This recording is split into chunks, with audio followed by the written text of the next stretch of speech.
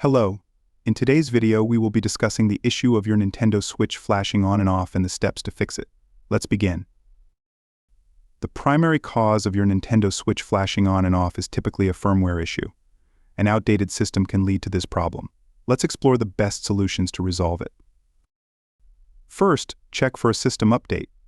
From the home menu, select System Settings.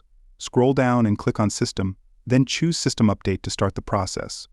If an update is available, download and install it. After the installation, restart the console to see if the flashing issue has been resolved. Next, try restarting the system. Press and hold the power button for 3 seconds. When the power options appear, select Restart and allow the console to reboot.